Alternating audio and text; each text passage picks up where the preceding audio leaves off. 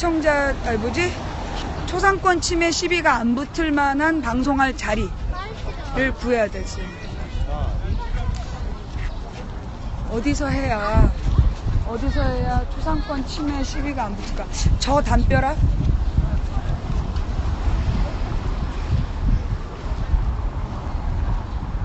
아니 이게 왜 그러냐면 뒷배경으로 뭐가 나오면 나중에 이제 예.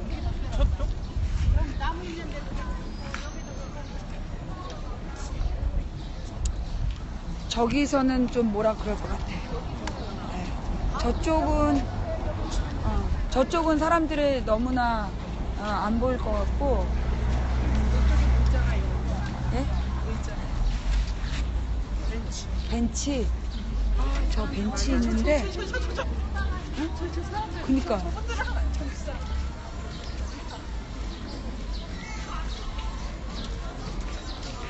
사람을 발견했어요.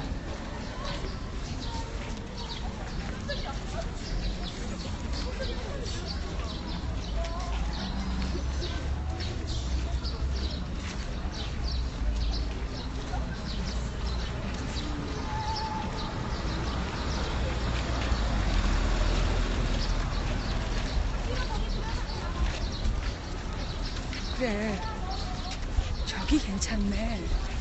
어? 아유 예뻐. 아유 예뻐요.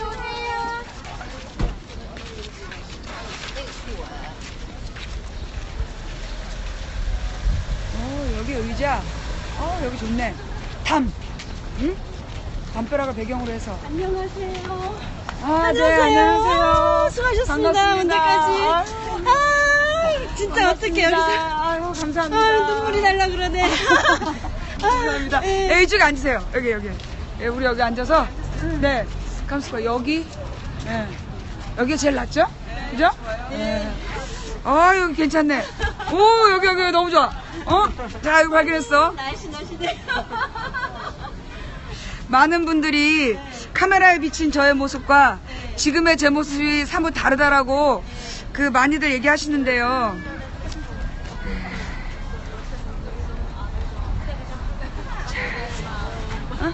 사진 찍으시게요? 예.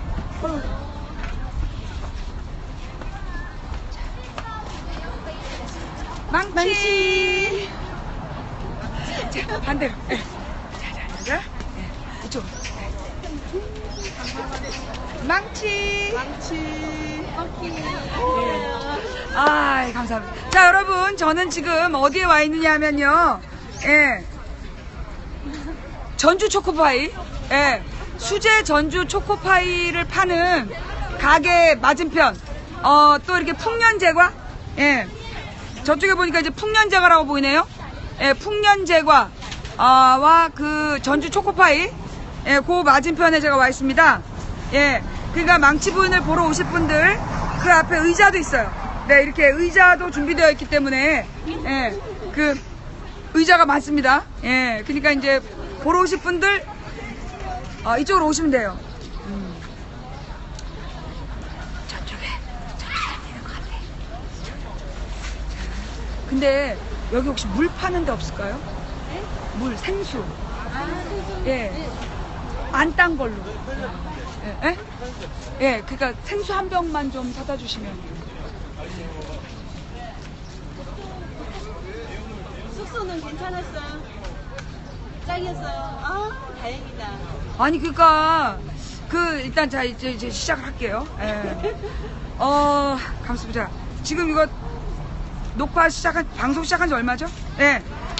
자. 여러분 이제 방송 시작할게요. 원래 이게 배경 음악이 있어야 되는데 우리가 마이크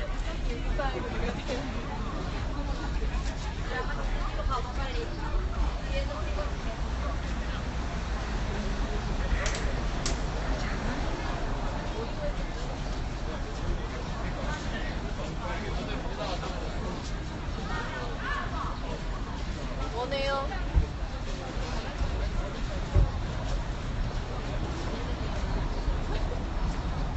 자 일단 여기서 이제 음악을 시작해야지. 여기서 이 음악이 어울릴 것 같아.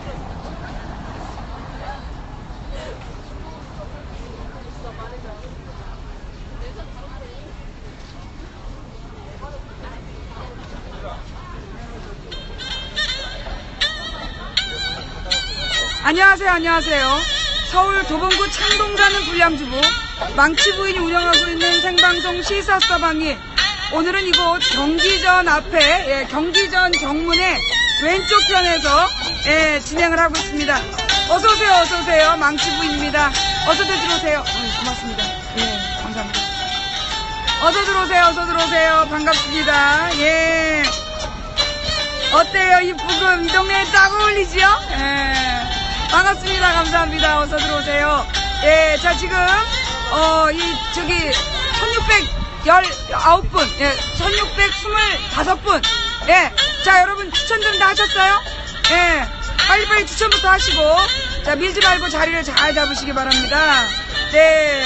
제가 이제 어제부터, 배경음악 너무 좋아요. 제가 지금 이제 미순테마 틀고 있는데, 지금 우리 시청자들 반응이 되게 뜨겁네요. 근데 우리 시청자님들이 이제 안 들리시나봐. 자, 밀지 마시고, 차근차근 앞에서부터, 자, 어서오세요, 어서오세요. 자, 추천들은 다 하셨나요? 현재 추천 2574, 2574 추천으로 시작하겠습니다. 제가 밤새도록 방송했는데, 안녕. 밤새도록 방송했는데 추천이 2580밖에 안 되는군요. 아시죠? 추천 안 하신 님들. 오늘 밤 일어나서 험한 일 당하시기 전에 일찍 추천하고 봅시다. 미친 듯 놀면 안 돼, 지금. 자, 어서오세요, 어서오세요. 망치 부인입니다. 먼저, 지난밤 망치 부인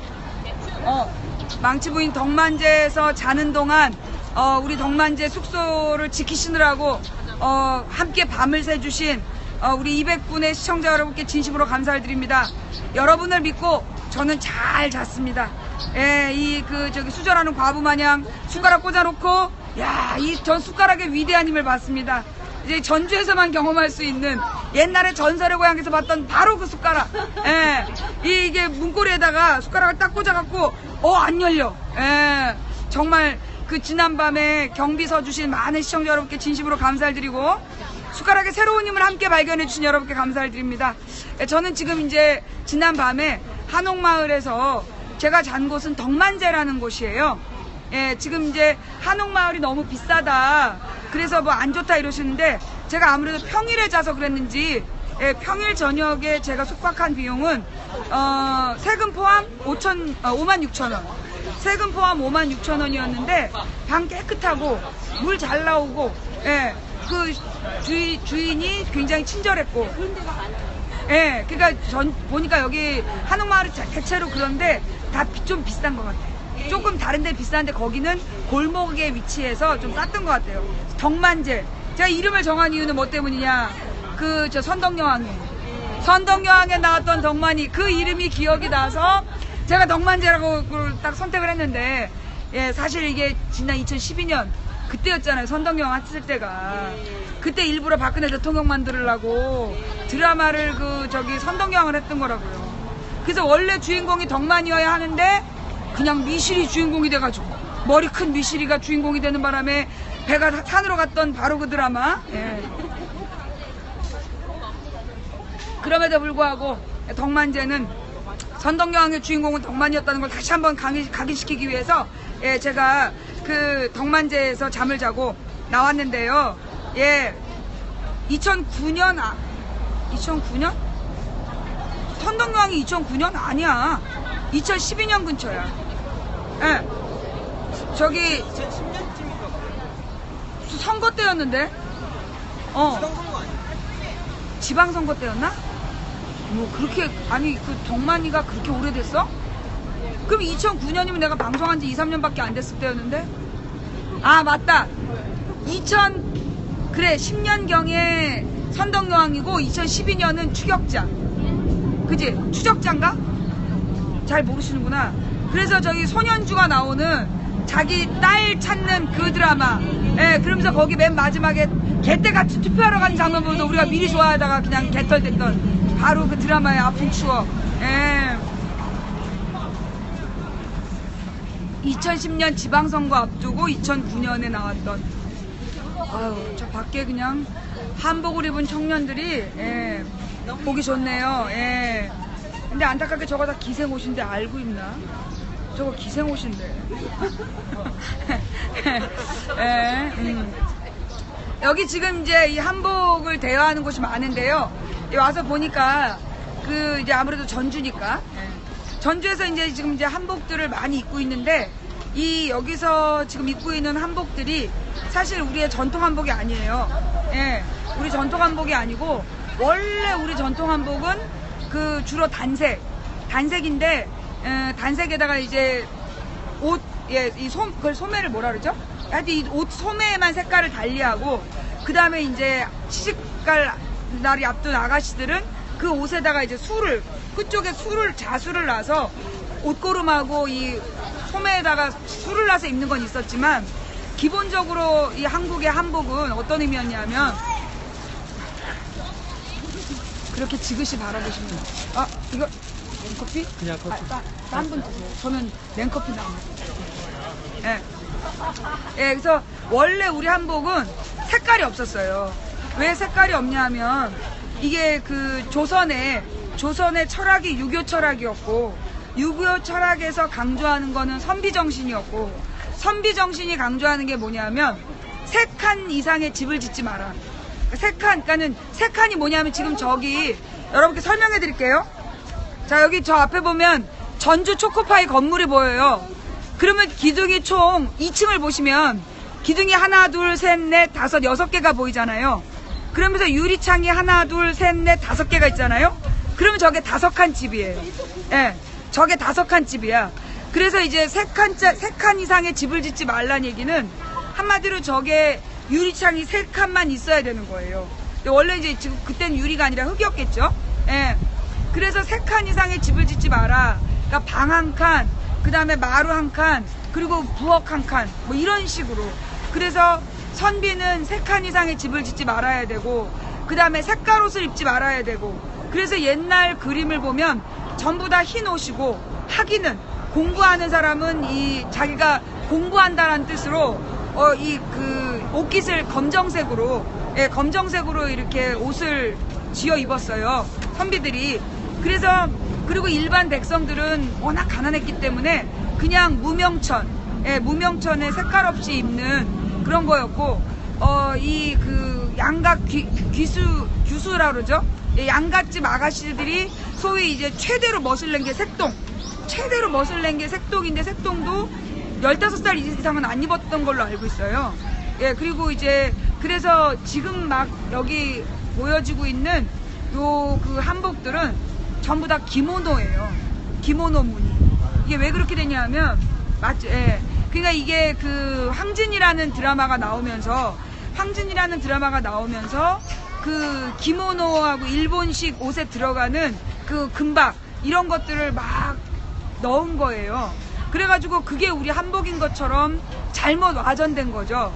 그래서 이제 저게 주로 이제 기모노의 화려한 문양들인데, 그걸 우리 한복인 것처럼 만들어서 막 팔고 이래요.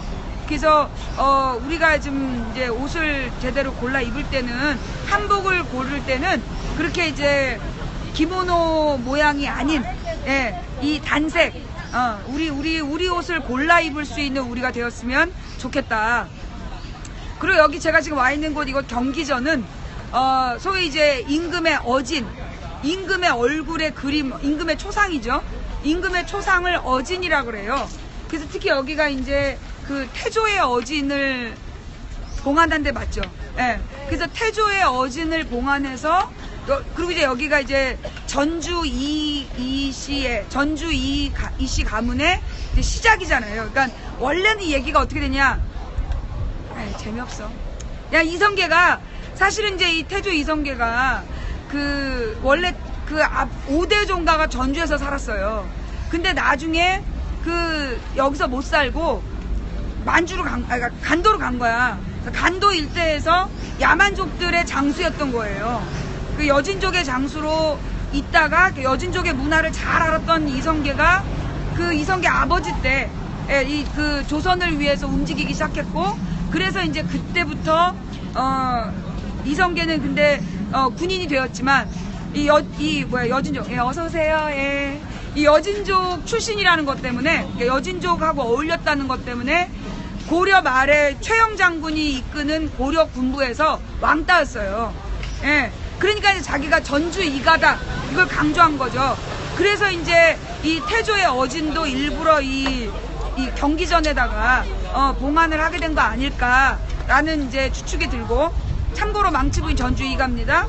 예. 망치 부인이 전주 이가예요. 이승만이 자기가 전주 이가라고 그러면서 자기가 왕족의 후예, 네가 왕족의 후예면 나는 공주다 라고 얘기하고 싶지만, 솔직히 얘기해서 이 본에 대한 이야기는 솔직히 우리가 이제 고려 시대를 지나고 조선 말에 많은 사람들이 족보를 샀어요.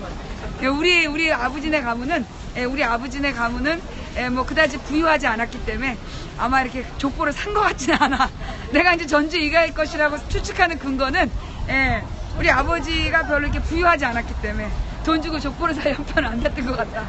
그래서 우리는 전주 이가가 아닐까라고 생각하고 있고, 그래서 이제 뭐 세종대왕의 뭐 형이었던 뭐 사람의 후손이다. 근데 보니까 주변에 전주 이가가 다 그 사람 후손이라고 하더라고요. 양녕대군 밑에 효령대군인가 있어. 보면 전부 다 효령대군 후손이라 그래. 효령대군만, 근데 알고 보면 그분이 승려가 된 걸로 알고 있거든요. 근데 다들 그 승려의 후손이라고 우기는 걸로 봐서, 그래서 전 살짝 제가 전주 이가일까 아닐까 아직도 헷갈리고 있어요. 그 다음에 우리 학생 여러분, 가령 이제 어른들이 자네 본이 어딘가 이렇게 물어보면, 소위 뭐 전주 이가, 그 다음에 이제 뭐 풍양조가 뭐 이런 식으로, 뭐 김해 김가. 근데 이제 그때 잘못 알고 씨를 붙이면 안 돼요. 씨는 남한테는 씨를 붙이는데 자기의 집안을 얘기할 때는 본은 전주입니다, 이가입니다 이렇게 얘기해야지 그게 예의에 맞대요. 아, 내가 또 그거 몰라가지고 옛날에 우리 선생님이 자네 본이 어딘가 그리고 우리 교무부장님 물어보셨는데 전주이신데요? 이래가지고 무식하다고, 공부가 짧군 막 이랬던 기억이, 아픈 추억이 있어요. 그래서 여러분도 뭐 어디서 누가 물어보면 경주 김가입니다, 뭐 보는 청풍이고 김가입니다, 뭐 이렇게 얘기하셔야 돼요. 부모님 성함 말할 때도 마찬가지예요. 그래서 이제 전주 이가 강자 노자 쓰십니다. 우리 아버지가 이 강자 노자 쓰셨거든요. 그래서 이자 강자 노자 이러면 안 돼. 아버지 이름을 할 때 이자 강자 노자 하면 안 되고 이 강자 노자 쓰셨습니다 라고 얘기해야지 그게 예 맞다라고. 나도 대충 전해 들은 얘기예요. 이렇게 전주에 왔으니까 괜히 한번 해본 얘기야. 평상시엔 나도 안 그래요. 우리 아버지 이강로예요 이러지. 그러면 안 돼요. 이 강자 노자 쓰셨던 분의 셋째 딸 망치 부인이에요. 사실 우리 아버지가 저를 낳으실 때는 제가 셋째 딸이에요. 근데 이제 우리 가문에 태어났던 첫 번째 딸이 우리 집의 장녀가 태어나서 얼마 안 돼가지고 그만 세상을 버리는 바람에 제가 이제 그 서류상 둘째 딸로 자랐죠. 근데 이게 그 셋째 딸은 되게 중요한 의미가 있어요. 옛날에 셋째 딸은 그 뭐 사주도 안 보고 데려갔다, 그죠? 셋째 딸은 사주도 안 보고 데려가고 얼굴도 안 보고 데려간다. 내가 셋째 딸이에요. 근데 우리 신랑이 끝까지 안 믿더라고. 여보 나 셋째 딸이야. 그리고 나 아까 식당에서 절대 팔짱 안 꼈어. 젊은 남자하고 팔짱 안 꼈어. 진짜야. 그게 잘못된 거야.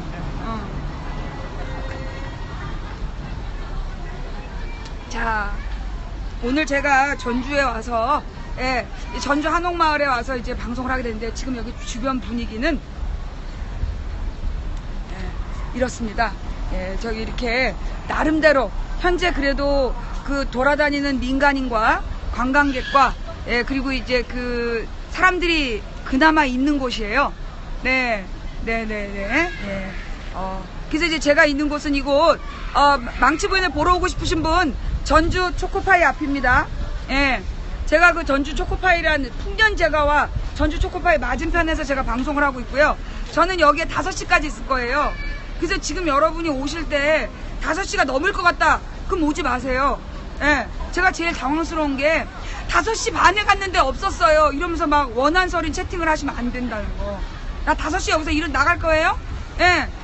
막 이렇게 5시 반에 오셔가지고 막 그 한서린 눈빛으로 마치 내 사진에다가 바늘 꽂을 듯한 그런 분위기로 글 쓰면 안 돼. 5시까지만 있을 거니까 오시려면 5시 안에 오셔서 사진 찍고 가세요. 예. 독재 부인, 너 나가. 어디다 대고 독재 부인이야. 옆에 어르신이 계시기 때문에. 자, 예, 저는, 이게 지나가시는 분들을 위해서 제가 간략히 설명을 드리면 아무도 안 듣지만, 저는, 망치 부인이라는 이름으로 인터넷에서 아프리카 TV 시사방송을 진행하고 있는 사람입니다. 그래서 여러분들이 그 스마트폰으로 아프리카 앱을 다운받으시고 검색창에 망치 부인을 치시면 예, 언제나 24시간 망치 부인을 시청하실 수 있다는 거, 예, 그거 꼭 기억해 주시기를 바랍니다. 그럼 이제 오늘 제가 여기 온 이유는 뭐냐 하면, 예, 우리가 이제 지난 2016년 총선거를 마치고 나서, 예, 이 호남의 돌풍, 예, 국민의당 돌풍을 겪고, 많은 분들이 이제 의아해 하시고, 호남 분들은 어떤 마음으로 그런 선거를 하셨을까, 이런 이제 의혹이 생긴 거죠. 그래서 이제 제가, 호남에 직접 지난번에 광주, 예, 목포, 진도, 그리고 진도였죠. 목포하고 진도하고 그리고 여기 광주까지 한번 돌고 가고 5월 달에 이번 6월 달에는 오늘은 전주, 내일은 순천. 오늘 밤에 제가 6시에 순천으로 출발합니다. 참고로 순천 여수 시청자 여러분, 여러분이 저를 얼마나 사랑하는지 알고 있습니다. 그런데 저녁에 아무것도 준비하시면 안 돼요. 저녁 때 어디로 와라 이렇게 지금 텔레그램을 하고 계신 님들 그러시는 거 아니에요. 제가 잠을 또 못 자면 서울에 올라올 수가 없어요. 예, 그러니까 내일 순천 방송을 못 하니까 절대 음식을 준비하시고 절 꼬시시면 안 돼요. 예, 그리고 이제 망치부인 저녁 못 먹는 거 봤다 이러면서 또 막 그러시면 안 된다는 거 꼭 기억해 주시고, 그 다음에 이제 여수로 와서 주무시고 순천으로 가세요. 순천과 여수는 코앞이에요. 뭐 이러신 분들도 계세요. 제가 숙소가 어딘지는 내일 아침에 얘기할 테니까 그때까지는 예, 뭐 여수로 왔다 가야 된다는 둥, 뭐 가는 길에 잠깐 들러서 뭐 얼굴 보고 가세요. 잠깐만 뭐 먹고 가세요 이러시면 안 돼요. 예, 그리고 참고로 전주에서 그 이모님이 식당 하시는데 망치분을 꼭 초청하고 싶었던 님 죄송해요.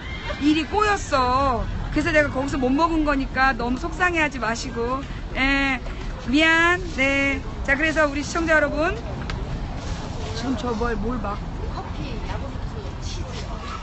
아유. 네, 감사합니다. 예. 네. 임실 치즈. 네네네, 임실 치즈. 예, 감사합니다. 야구르트는 그냥 순백 아무것도 안 들어요. 예. 감사합니다. 예. 근데 이렇게 놓으면 이거 상하지 않을까? 요구르트 괜찮나?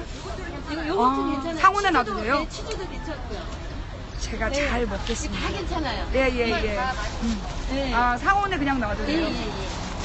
감사합니다. 네. 자, 그래서, 예. 일단 이제 제가 오늘, 우리 2354분 시청자 여러분 진심으로 감사드립니다. 추천이 2700. 들어오신 분들은 많은데, 들어오신 분들은 약 한 800분 정도가 들어오셨는데, 추천은 200개 늘었네요. 네, 그러면 이제 한 600분들이 오늘 밤에 입을 빠시려고 그러나? 네, 아시죠? 내가 입을 왜 빨아야 되는지 설명하기 그렇잖아. 여기가 외진데. 응? 내가 말하기 전에 빨리 추천들 하시고, 네, 시청해주시면 대단히 감사하겠습니다. 네, 임실 치즈는 숯불에 구워 먹으면 맛있어요. 또 얘기가 임실 치즈로 퍼져가지고 채팅창은 지금 임실 치즈 논쟁 중이에요. 우리 시청자님들은 잠깐만 틈을 주면 딴 얘기 막 해. 내가 아까 3칸짜리 집 얘기하니까 99칸 얘기를 막 하고 있고, 옛날에 우리 학생들이 그랬어. 수업하다가 뭐 조금만 틈을 주면 막 쪽지 돌리고 막 난리가 나. 그러시면 안 돼. 집중! 자, 지금 망치부인을 보실 시간이에요. 자, 지나가신 님들, 네, 자, 추천들 하시고요. 예, 망치부인이 지금 제가 안녕하세요. 네, 반갑습니다. 예. 지금 제가 뭐 하는지 궁금하시죠? 아세요? 어떻게 아세요? 다 하시는 거예요? 네. 그러세요. 예, 감사합니다. 신자. 아, 예, 감사합니다. 아, 저는 지나가시다 멈추시길래 지나가는 분인 줄 알았어요. 아니, 일부러 왔어요. 네네, 반갑습니다. 예. 지나갔어요. 아, 그냥 지나가시다 멈춘 거 맞으시죠? 예. 저는 망치 부인이라고 합니다. 전 서울 도봉구에 살고 있고요. 예, 그, 아프리카 TV라고, 예, 요즘에 뉴스에 많이 나옵니다. 미녀들도 많고, 사고 치는 BJ들도 많지만, 저 같은 아줌마도 방송하고요. 아프리카 TV라고 치시거나 아니면, 네이버나 다음에서 망치 부인을 치시면 저희 방송국으로 오실 수가 있습니다. 그러면 이제 그게 제 개인 홈페이지예요. 거기 들어오셔서 보시면 한쪽 귀퉁이에 제가 24시간 방송을 하고 있습니다. 그걸 그냥 시청하기를 누르시면 컴퓨터로 보실 수 있고요. 아니면 스마트폰으로는 그 아프리카 TV를 다운받으시고 앱 아프리카 TV 다운받으시고 검색창에 망치 부인을 치셔서 망치 부인을 24시간 시청하실 수 있다는 거. 예.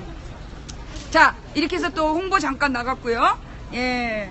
자, 그럼 이제 제가 손석희 뉴스에 나오셔서 유명하다. 조용히 하세요. 자, 우리 시청자님들이 참 꼼꼼한 걸 기억하죠. 내가 나가거든요. 네, 죄송해요. 크게 해봐. 크게요. 네. 예, 죄송합니다. 네. 5시 반에, 네. 5시 반에 식권 나눠준다고? 5시 반에 식권을 나눠드리는 건 아니고요. 예, 어르신 죄송합니다. 그런 것만 귀가 들려서 네. 식권 나눠준다고. 혹시 먹을 거 있으신 분 계시면 이렇게 부탁드릴게요. 예. 그래서 이제 옆에 계신 어르신께서 하나도 안 들린다고 크게 하라고. 문득 그 기억이 나요. 어디였지? 대전에 생방송을 하러 갔는데, 대전에 생방송을 한참 하고 있는데, 그때 이제 그늘 밑에 이제 그 노숙자분들이 쭉 계셨어요. 근데 이제 제가 그 노숙자분들한테 시끄럽게 하면 안 될 것 같아갖고, 저쪽에 식권 안 주고. 죄송합니다. 예. 노숙자분들이 시끄러울까봐 제가 이제 저쪽 떼학볕 아래서 막 새빨갛게 익어가면서 방송을 하고 있었죠. 그런데 그때 저쪽에서 드디어 노숙자분들이 오신 거야. 어머, 이게 큰일 났다. 이게 여기서 목이 따이는구나. 근데 오셔서 하신 말이 저쪽은 하나도 안 들려. 큰 소리를 하란 말이야. 어찌나 당황스럽든지 바로 그랬던. 예, 그래요. 지금도 이제 어르신께서 식권 준 줄 알고 앉아 계시다가 예, 저쪽으로 가셨어요.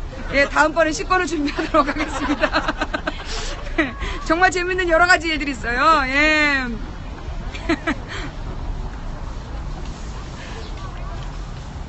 제가 여기 이제 딱 그 전주 한옥마을에 와서 느낀 건 뭐냐면, 굉장히 잘 꾸며놨다. 딱 이 느낌이 어떤 느낌이냐면, 그 중국에 가면, 중국의 운남성에 거기가 어디더라? 내가 리장이라는 데를 가면 꼭 이렇게 비슷하게 꾸며놨어요. 근데 거기는 이제 원래 그 살던 중국인들이 원래 살던 건물에다가 이제 내부만 고쳐가지고 이제 상가를 만든 데였는데, 지금 이제 여기 와보니까 거의 비슷한 분위기로 만드는 것 같은데, 어떻게 보면 좀 인공적인 맛이 나는데, 그래도 여기 한번 와볼 만한 데 같아요. 그러니까 어떻게 보면 도시인들은, 그리고 우리 젊은 친구들은 사실 진짜 전통 한옥 가면 적응 못해. 전통 한옥에는 전부 다 거미줄 쳐 있고, 그리고 이렇게 그 나무에 구멍 많고 거기 개미 다 다니고 그래. 여기는 이제 퓨전 한옥이라서 와서 보실만한 것 같고요. 그리고 이제 또 이 얘기를 들어보니까 전주 한옥이, 그러니까 여기 한옥마을이 어떻게 보면 굉장히 보니까 저 건물도 굉장히 비싼 건물들이에요. 저거 짓는데 엄청 건축비가 들었고, 그러니까 이제 외부에서 막대한 자본이 투입됐다는 거죠. 그러다 보니까 이제 전주의 기존 상권 분들은 손해가 많이 크셨을 것 같아요. 그래서 제가 여기 전주 한옥마을에 온다니까 전주 분들이 굉장히 한옥마을에서 자지 말라고 막 그러시더라고요. 막 비싸고 안 좋다고. 근데 저는 싸게 잤어요. 싼 데도 있다. 비싼 데도 있는데 싼 데도 있더라.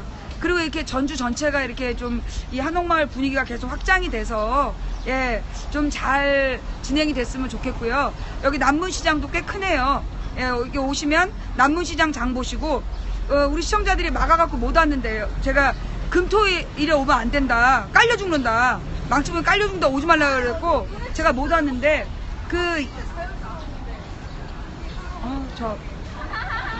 떠드시는데 방송에서 죄송하네. 예.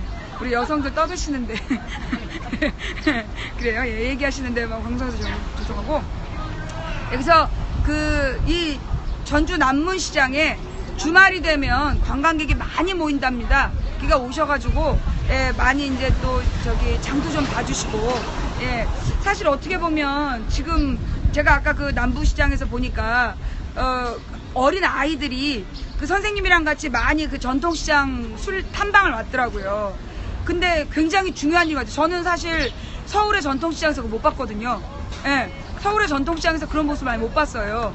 근데 광주에도 갔더니 광주에서도 어린이집 아이들인지 유치원 아이들인지 쭉 그렇게 전통시장을 다니더라고요. 이게 왜 굉장히 중요한 게 보통 아이들이 부모님이랑 다 마트를 간다고요. 마트에서 이게 카드 긋고 그런 마케팅에만 익숙해져 있는데, 근데 이제 사실은 전통시장에 아이들이 빨리빨리 어린 시절부터 자꾸 가봐야 이 전통시장을 살리고 같이 공생하고 상생할 수 있는 그런 습관이 되기 때문에 어떻게 보면 우리 시청자 여러분들도 전통시장에 자녀분들이랑 같이 예, 많이 가시는 게 좀 좋겠다. 그리고 오전에 우리 방송에 함께 하셨던 분 중에는 소위 이제 홀로 치킨.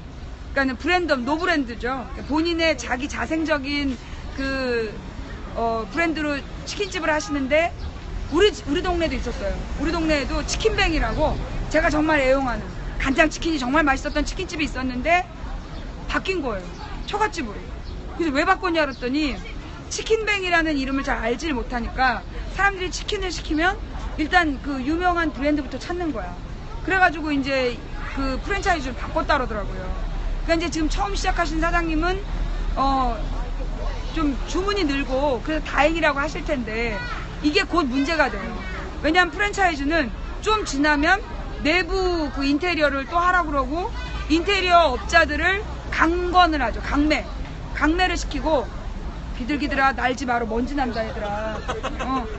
저리 가. 사람들이 많으면 얘네들이 뭐 얻어먹을 줄 알고 이래. 눈치는 빤한 것들이 진짜. 그래서 이 프랜차이즈의 문제는 무엇보다 홍보를 해주는 대가로 너무 많이 뜯어간다는 거. 그래서 프랜차이즈를 해가지고 남는 사람들이 없어요. 근데 사실 제가 처갓집은 전국을 돌아다녀 봤는데 처갓집은 공통점이 있어. 인테리어를 안 해. 10년, 20년 똑같아. 예, 딱 보니까 거기는 인테리어로 뜯어먹는 게 없는 것 같더라고요. 그래서 가끔 보면 지저분하기도 해요. 근데 어떻게 보면 지저분한 집은 오래됐고 안 망했다는 뜻이고 그거는 일종의 검증이죠. 그죠? 예, 그래서 우리 시청자 여러분들이 소비할 때 팁! 10년 정도 된 낡은 집, 식당을 가더라도 새로 연 집보다는 낡은 집. 제가 우리 식구들이랑 밥을 먹으러 갈 때 식구들이 다 저한테 식당을 정하라 그래요. 이유가 뭐냐면 저는 본능적으로 맛있는 집을 알아요. 근데 그 본능이 어디서 나왔느냐? 맛집을 알아내는 저의 본능적 비결이 뭐냐? 간판이 낡은 집. 간판이 낡은 집, 그리고 이렇게 좀 손때가 묻은 집. 그런 집은 실패하지 않아. 왜? 안 망하고 오래 있었다는 뜻이야. 그래서 오래된 집을 저는 찾아가면 어디를 가든지 실패를 안 하더라. 근데 대부분의 사람들이 이제 깨끗한 집을 찾잖아요. 깨끗한 집은 검증이 안 된 집이야. 그래서 여러분들도 감사합니다. 안녕하세요. 네. 반갑습니다. 예. 감사합니다. 네, 지나가는 차에서 인사하셨어요. 역시 호남은 달라. 정말 제가 아까 지난번에 광주에서 옆에 운전하고 있는데 빵빵! 찾길에서 얼마나 놀랐는지. 예. 방금, 예, 지나가는 차에서. 네, 망치! 저쪽에서 사진 찍으시네요. 네, 그래서, 역시 호남은 망치 부회는 사랑하시는 것 같아요. 감사합니다. 예, 그런데 국민의당을 찍었다는 거? 그게 중요한 거예요. 네, 국민의당을 찍었다고 제가 절대 흉보는 거 아닙니다. 예, 국민의당 찍길 잘했어요. 국민의당을 이게 호남에서 국민의당을 찍는 건 되게 잘한 일이었다. 왜냐하면 이 소위 2번 민주당을 구성하고 운영했던 수도권 사람들은 사태의 심각성을 전혀 몰랐어요. 그러니까 호남이 왜 국민의당을 찍었는가에 대해서 전혀 파악하려고도 하지 않았고 이해하려고도 하지 않았어요. 그러니까는 어떻게 보면 이정현이 당선됐을 때, 순천에서 당선됐을 때 그게 사인이었거든요. 김선동을 뽑고 이정현을 뽑았을 때 순천, 그러니까 이 호남에서 사인을 보낸 거야. 너네 이따위로 공천하지 마라. 우리 화났다. 이걸 보여줬는데 그 중앙에 있는 중앙당은 파악을 못한 거예요. 그러니까 그리고 이제 문재인 후보가 지난번에 호남에서 압도적 지지를 받았기 때문에 그냥 마음을 놓고 있었던 거죠. 대책이 없었어요. 그리고 아까도 제가 방송에서 몇 번 말씀드렸지만 실제로 이제까지 호남 지역의 정치적인 그 공천이 전북은 정동영계가 꽉 쥐고 있었어요. 지금 뭐 천정배는 별로 영향력이 없었고 전북이 그러니까 정동영계가 꽉 쥐고 그쪽에서 이렇게 뭐 도의원이라든가 시의원이라든가 이런 사람들을 전부 다 그쪽에서 공천을 했고 그러면 중앙당은 그 사람들한테 도장 찍어주는 것밖에 할 수가 없었어요. 전남은 광주를 제외하면 이게 서부 전남 같은 경우에는 박지원 쪽에서 무조건 이제 공천을 주는 그러다 보니까 사실은 이제 수도권에서 새로운 인물들을 뭐 발굴한다든가 내려보낸다든가 불가능했어요. 왜냐? 그쪽 조직세가 워낙 세기 때문에 새로운 인물이 나와서 도전을 해본다고 그래도 도전을 한다고 그래도 통하질 않은 거예요. 그 경선 통과를 못한 거죠. 그러다 보니까 계속해서 호남 지역의 이 2번 후보들이 그 호남 시청자들의, 그러니까 호남 유권자들의 요구에 부족했던 거죠. 어떻게 보면 호남 유권자들은 전통적이고 역사적으로 여기가 이 반란의 도시라고 얘기가 될 만큼 왜 그랬냐 제가 몇 번 설명드렸지만 호남이 예로부터 곡창지대였고 그러면 이 곡창지대에서 나는 이 곡식들을 이 권력자들이 철저히 수탈해서 이게 화폐 대용이었기 때문에 철저히 수탈을 해서 이걸 자기들의 부로 축적을 했단 말이죠. 그러다 보니까 호남은 과거로부터 이 사만 시대부터 수탈을 당했어요. 사만 때부터 수탈을 당해서 백제 때, 고려 때, 그리고 뭐 백제 통일신라, 고려, 조선 계속 수탈을 당했거든요. 그러니까 여기는 적어도 30년에 한 번씩은 큰 난이 있었어요. 그러니까 어떻게 보면 왜 호남 사람들이 정치적으로 민감했느냐. 그거는 정치권이 어떤 놈이 되느냐에 따라서 얼마나 많이 뺏기느냐가 결정되기 때문에 정치적으로 민감하고 예민할 수밖에 없었던 거예요. 그러니까 빨리빨리 그 상황 판단해서 될 놈한테 붙는 그런 면도 있었고 그 다음에 정 안 된다 싶으면 정기적으로 뒤집어주는 그런 게 호남의 어떤 유전자적으로 있었던 거죠. 그래서 어떻게 보면 호남 유권자들은 그 노무현을 당선시킬 만큼 굉장히 각선된 정치의식을 가지고 있었는데 호남 지역에 내려보낸, 그러니까 호남 지역에서 공천했던 후보들이 사실은 호남 유권자들의 각성된 그 구미에 맞추지 않았던 거예요. 맞추지 못했던 거예요. 근데 그게 너무 오래된 거야. 왜냐? 그냥 이게 관례였거든. 정동영계, 박지원계가 너무 오래 잡고 있었기 때문에 그걸 뒤집을 수 없다라는 걸로 그냥 무시하고 여기까지 온 거예요. 결론적으로 그래서 이번 총선에서 그 국민의당이 압승을 하는 결과, 그러면 사실 저같이 서울 유권자를 이해를 못해요. 아니 정동영, 박지원이 국민의당인데 왜 걔네를 찍느냐. 근데 이거는 저항의 표시였던 거예요. 제가 볼 때 왜 여기서 또 방송까지 나와. 제가 볼 때 국민의당을 찍었던 건 정동영, 박지원을 찍은 게 아니라 반란의 표시였어. 너희 이번 중앙당 정신 차려라. 이런 식으로 대충 하지 마라. 솔직히 정동영이랑 박지원이랑 싸우기 싫으니까 너네 그렇게 대충 한 거 아니냐. 이런 면도 강했다는 거죠. 그리고 이제 물론 그렇게 각성된 사람들이 뭐 이 호남에도 한 40~50% 된다면 비중이 높은 거예요. 수도권에서 각성된 사람들은 10%예요. 10% 정도가 각성되어 있고 요즘은 수도권이 그래도 옛날에 비해서 많이 변했어요. 그러니까는 지금부터 10년 전에는, 아니 2002년 전에는 수도권에 그렇게 정치적인 각성된 사람들이 많지 않았어요. 그리고 이제 그럼에도 불구하고 왜 2002년 전에 그 수도권에서 2번이 많이 됐냐, 강북지방에 호남 분들이 많이 계셨어요. 제가 1976년부터 도봉구에 살아서 아는데 거기 그 한 40%가 호남이었어요. 경상도 사람들은 한 25%였고 제가 76년에 갔을 때 인구 구성비의 40%가 호남, 그 다음에 25% 정도가 영남, 그리고 나머지가 강원도, 뭐 충청도, 서울, 이렇게 경기에 이렇게 섞여 있었던 거죠. 그러니까 이제 호남 분들이 압도적으로 2번을 찍으니까 우리 동네에선 2번이 됐던 거지. 그런데 이제 어떻게 됐냐 하면 그러니까 2002년 근처에, 그러니까는 1990년대 후반부터 2000년대 초반에 서울에 대거 민영 아파트들이 생겨요. 특히 우리 같이 야권이 주로 그 표가 나왔던 지역에 가령 이제 강북구의 미아리 고개에 굉장히 산동네였거든요. 거기를 싹 밀어버리고 거기에 민영 아파트를 28평 이상의 민영 아파트를 쫙 지은 거예요. 그 다음에 우리 도봉구 같은 경우에도 35평 이상의 대형 민영 아파트가 들어와 버린 거야. 그러니까 거기는 그때 대형 민영 아파트가 들어온 다음부터 거기는 이제 한나라당이 우세한 지역으로 바뀌게 된 거죠. 그래서 정당 투표를 하면 한나라당이 더 나왔어요. 그게 그렇게 바뀐 게 2002년부터예요. 그래서 저 같은 경우에는 76년부터 그 40년을 살았기 때문에 어떻게 수도권의 유권자가 변화되어 왔는지를 느낀 거죠. 근데 이제 그러면서 수도권에서는 우리 같은 사람은 아니 어떻게 박지원 정동영을 찍어? 라고 생각했지만 제가 이제 광주에 가서 쭉 민심 탐방을 해보면서 수도권에 있는 민주 세력이 잘못 생각했던 부분들이 뭔지를 알게 됐고, 저는 이번에 이제 이 문재인 캠프 쪽에서도 굉장히 큰 깨달음을 얻었을 거다.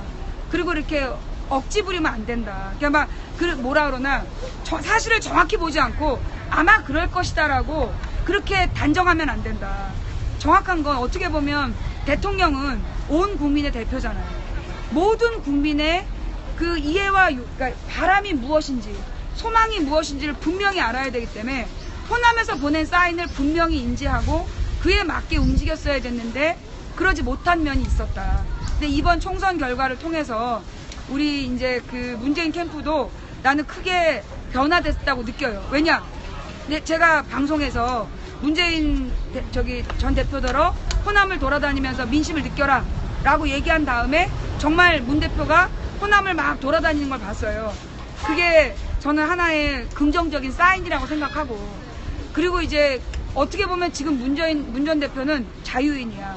그래서 홀로 자유롭게 돌아다니면서 그게 가능해요. 근데 지금 이 공직에 묶여있는 박원순이나 안희정 같은 사람은 그게 안 돼. 예, 그래서 어떻게 보면 그 안지사 같은 경우에는 그래도 이 호남 쪽에 어때요? 안지사에 대해서는 호남이 좀 호감이 좀 있지 않아요? 있어요. 그쵸. 그러니까 제가 알고 있기로도 안지사가 연청이라고 옛날 김대중 대통령의 청년조직 출신이에요. 그래서 그거를 해서 김대중 대통령 선거운동을 세게 했던 사람이고 그 다음에 노무현 대통령을 지지했던 사람이라서 안지사에 대한 호남 쪽 분위기는 되게 좋은 것 같다. 그리고 이제 제가 느끼기에는 이제 우리 호남 분들이 박 시장이 스스로 착 치고 나가서 지지율이 올라가기 전에는 눈길도 안 줄 것 같아요. 호남은 될 사람한테 몰아주는, 제가 잘 알죠? 예, 제가 20년 동안 호남 분들이랑 같이 당 생활 해봤기 때문에 그래서 좀 알아요. 예, 호남 분들은 될 사람한테 밀어주는 거야. 왜? 그래야 살았거든. 살아남기, 유전자적으로 살아남기 위한 어떤 게 되어 있기 때문에 그런 선택을 하시는 거라고 봐요. 그래서 저는 이 박 시장 캠프도 그런 분위기를 제대로 간파해서 어떻게 호남 이 유권자들하고 스킨십을 높일 건가. 근데 저는 제가 볼 때는 박 시장이 할 수 있는 일은 여기 호남에 자꾸 내려오는 게 답은 아닌 것 같아요. 서울에서 확실하게 전국적 지지도를 높이는 거. 그래서 어떤 비전, 확실한 비전을 보여주면, 민주적이고 개혁적인 비전을 보여주면 호남은 지지해줄 수 있다라고 저는 생각해요. 그래서 어떻게 보면 우리는 지금 문재인이나 박원순이나 안희정 같은 괜찮은 풀을 가지고 있다. 예, 그러니 거기에다가 이제 뭐 경북의 김부겸, 예, 반갑습니다. 네, 조심하시고요. 감사합니다. 예, 예, 감사합니다. 네, 아유, 감사합니다. 예, 반갑습니다. 오늘 많이 파세요. 네, 감사합니다. 예, 저 트럭에, 예, 이 수박을 싣고 가는 트럭에서, 예, 저에게 인사를. 호남은 달라. 서울은 절대 길에서 일잖아요. 아는 사람이 별로 없죠. 우리 동네 사람들도 몰라. 예. 네, 대단히 감사합니다. 네네네. 그래서. 안녕하세요. 예, 저 망치 부인이라고 합니다. 반갑습니다. 예? 저 알아요? 진짜요? 어디서 오셨어요? 어제요. 어? 거제에서 온 청년들이 망치분을 알아? 자, 여러분. 자, 반갑습니다. 예.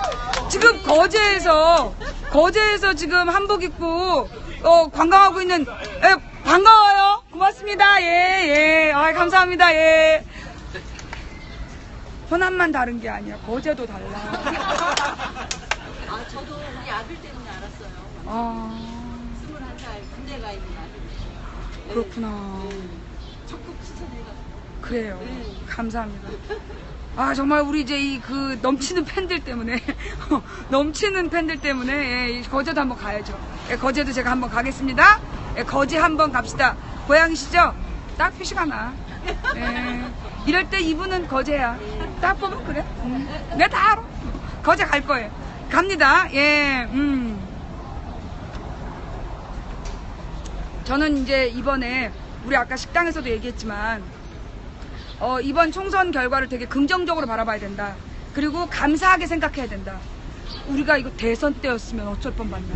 무엇보다 정말 대선 때였으면 어쩔 뻔봤냐. 이번에는 안 돼요. 만약에 진짜요, 이번에 국민의당을 몰표를 안 주고 대선 때 안철수한테 몰표를 줬어 봐. 자, 하나님께 일단 감사 기도를 하고. 전 정말 감사한 거예요. 예. 이번에 총선 때 터졌으니 알았지. 만약에 진짜 이번에 총선 때 그냥 넘어가고 대선 때 터졌어 봐. 그거 누가 감당하냐고.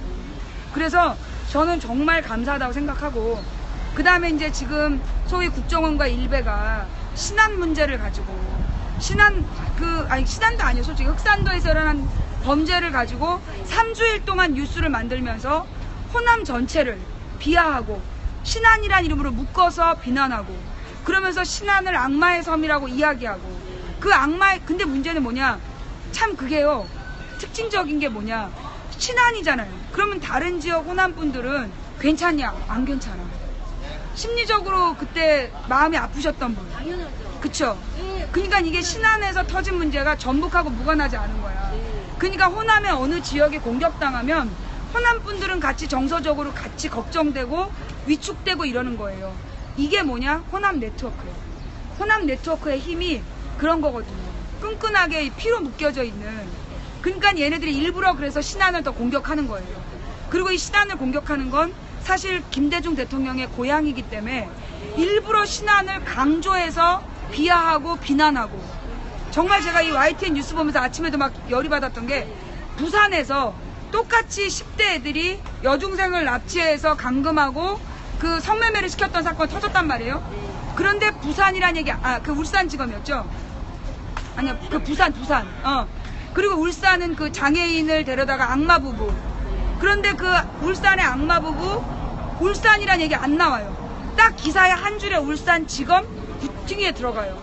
그리고 어디였더라? 서울 경기 어디였는데 그 뭐 10대 애들이 여중생을 납치해서 성매매 시켰는데 거기도 지역이 제목에 안 들어가요. 그런데 오늘 아침에 전주는 나왔죠. 전주는 10대가 성매매 시켰다라고 나오는 거예요. 그쵸? 그게 이게 YTN 전주에서만 나오는 거 아니라 전국적으로 나가는 거야. 전국적으로 나가는 거지. 우리 시청자님도 한번 확인해 보세요. 그러니까 이게 지난주에 똑같은 사건이 있었잖아. 10대가 여중생을 강제로 납치해가지고 감금해놓고 성매매 시킨 사건이 있었는데, 그 다른 지역은 전국으로 나와요. 전국으로. 절대 지역이 안 나와요. 근데 호남에서 벌어진 일은 반드시 호남의 지명을 제목에 넣거나 기사 초반에 넣어요. 그래서 노출시키는 거야. 왜 그러냐 하면 기사 제목에 호남 지명을 넣어야 나중에 그 지명을 딱 검색하면 범죄 기록이 쫙 뜨는 거예요. 그러니까 이번에 그 어떤 서울에 사는 일베가 나한테 그런 거야. 스샷을 떠서 보냈어. 신안은 악마의 섬이라고. 그래서 신안을 딱 검색해갖고 뜬 기사를 쫙 보냈는데 진짜 기사를 보면 악마의 섬이야. 왜? 신안의 어느 섬 한 군데에서 벌어진 일을 전부 다 제목을 신안으로 쓴 거야. 그러니까 신안에는 뭐 이상한 사람들이 사는 걸로. 그러니까 내가 내려온다니까 가지 말라는 거야. 큰일 난다고 거기 갈 데가 못해. 그래놓고 실제로 그 신안을 치면 뭐가 나오냐면 여행 금지가 나와. 보셨어요? 네이버에서 신안을 치면 여행 금지라고 나와요. 그걸 누군가가 검색어로 계속 올린 거야. 이런 식으로 호남을 이 어떤 특정 세력이 소외시키고 이미지를 악화시키고 그래서 결국은 뭘 노리는 거냐면 호남 사람들을 위축시키는 거예요. 정치적인 자기 의사 표현을 못하게 하고 자신이 호남 출신이라는 걸 부끄럽게 여기게끔 그걸 유도하는 거예요. 그래서 실제로 일베나 이런 데에서 탈라디언이란 말이 유행해요. 그 탈라디언이란 말이 뭐냐면 나는 전라도지만 전라도 사람이 아니다. 이렇게 얘기하는. 그래서 이 사건이 2014년이었나 있었던 정사계 살인 사건이라고 있었어요. 그게 뭐냐면 광주에 살고 있는 젊은 애가 부산인가에 가서 여자를 죽였어. 그 사건을 그 광주 남자애가 자기는 탈라디언이다 라고 말을 했던. 그럼 그 탈라디언이란 말이 뭐냐면 광주 사람들이 가지고 있는, 그러니까 이 호남 사람들이 가지고 있는 그 평가가 부끄럽다. 그래서 나는 전라도에 살지만 전라도 사람이랑 다르다 라고 주장하는 젊은 애들에게 너는 탈라디언이야 이러면서 막 박수를 쳐주는 거예요. 그러니까 젊은 친구들이 그래서 일베를 많이 해요. 참고로 제가 이제 그 일베를 고소했잖아요. 일베를 지금 1000명 넘게 고소를 했는데 그 1000명 중에 놀라지 마십시오. 100여 명이 여기 호남이 100여 명이 이 호남 지역에서 걸렸어요. 그러니까 그런 친구들은 뭐냐면 어리고 민주주의의 역사는 모르는 상태에서 그 계속해서 호남 사람들을 비하하는 얘기를 계속 노출이 되면 나는 달라. 그래서 그 멀리하는 그걸 노린 거예요. 그래서 그 친구들이 그렇게 저한테 악플을 달고 걸렸죠. 마음이 아프시죠? 예, 그러면 또 같이 그 젊은이들과 같이 일배를 하시면 안 됩니다. 예, 뭐 이렇게 끈끈한 혈액 이러시면 안 돼요. 예, 그래서 이게 왜 그러냐. 이거 사실 굉장히 오랜 기간, 수십 년 동안 조직적으로 준비된 거예요. 제가 그 기억나는 게 80년에 전두환이 대통령이 된 다음에 우리 집에 맨날 민정당 아줌마가 왔었어요. 민정당 아줌마는 선거 때마다 우산이라든가 뭐 이런 걸 보따리를 들고 와가지고 집집마다 돌렸어요. 근데 그 아줌마가 와가지고 그 우리 엄마를 붙들고 얘기를 하는 거야. 얘기를 하면서 전라도 사람들이 이런데 그래서 하루에 한 가지씩 전라도 사람들에 대한 나쁜 이야기를 하는 거예요. 그래갖고 우리 엄마가 그 아줌마가 가면 처음엔 안 믿었어. 근데 반복적으로 듣다 보니까 나중에 나한테 너 전라도 사람이랑 절대 연애하지 말라. 큰일 난다. 그렇게 얘기를 하더라고요. 저는 그 말을 듣고 자랐어요. 그랬는데 대학을 딱 가가지고 소위 광주항쟁의 기록을 보고 그리고 이제 제가 사학과다 보니까 광주에서 이 밀란의 역사, 그 밀란의 역사가 수탈의 역사를 공부하면서 이런 씨! 그리고 이제 전두환이 왜 그 호남을 그렇게 비하했는가? 왜 일부러 조직적으로 구전 홍보를 통해서 호남 사람들 나쁘게 얘기했는가를 나중에 알게 된 거죠. 그리고 이제 무엇보다 가장 컸던 건 제가 여기 전북에 보면 순창군이라고 있어요. 전북의 순창군에 제가 쌍치면으로 제가 농화를 왔었어요. 그래갖고 쌍치면에서 오다가 나중에 그 내동마을이라는 데로 또 농화를 가고 거기서 물론 우리 신랑하고 이제 우리 신랑이 그 농화를 하면서 경운기를 몰고 나타난 거야. 대학생인데 우리 깐데 그 전에는 눈에도 안 들어왔어요. 근데 전부 다 서울 애들 막 얼굴이 빨개고 막 기절하려고 그러는 거야. 막 논에 가서 풀 뽑고 오면 애들이 막 기절하려고 그래, 남자애들이. 근데 얘는 거무잡잡한 피부로 경운기를 몰고 저쪽에서 오는데 와 귀에서 소리가 들리는 거야. 근데 막 더워 죽겠는데 우리가 막 떼 앞에서 걷고 있었어요. 근데 경운기를 딱 세우더니 야 타. 그때 제 인생이 정해졌죠. 지금 생각하면 스포츠카도 아니고 경운기에. 근데 하여튼 우리 신랑과 저를 맺어준 것도 여기 전북이에요. 순창군. 근데 제가 이제 순창군에 그 4년 동안 농화를 왔는데 대학교는 5년 다니면서 왜 4년 1년은 고창을 갔어요. 근데 순창에 4년 동안 농화를 가면서 우리가 이제 순창군에 내려요. 그러면 이제 각 면별로 이제 트럭을 타고 흩어져요. 근데 트럭을 타고 이제 우리는 쌍치면으로 가는 거야. 근데 딱 군소재지를 넘어서면 흙길이에요. 포장이 안 돼 있었어. 그리고 이렇게 군소재지 근처에는 파쇄석 같은 게 깔려 있지만 군소재지에서 한 1km만 멀어지면 흙밭이야. 근데 우리는 트럭 뒤에 탔어. 근데 여름 농활에 우리는 절대 목욕을 하지 않았어요. 왜? 그것은 사치다. 절대 하면 안 되는 게 목욕하지 마라. 그 다음에 새참 얻어먹지 마라. 그 먼지를 쓰고 열흘 동안 농화를 한 거예요. 그러니 저는 모든 시골이 이렇구나. 제가 이제 처음 느낀 시골이었으니까 4년 동안 내내 어느 마을을 가나 다 그랬으니까 그런 줄 알았어요. 근데 대학교 5년째 고창을 갔더니 고창은 조금 낫더라고요. 그래서 나중에 보니까 순창이 가장 가난한 동네였어요. 그 다음에 남편이 경남 사천이에요.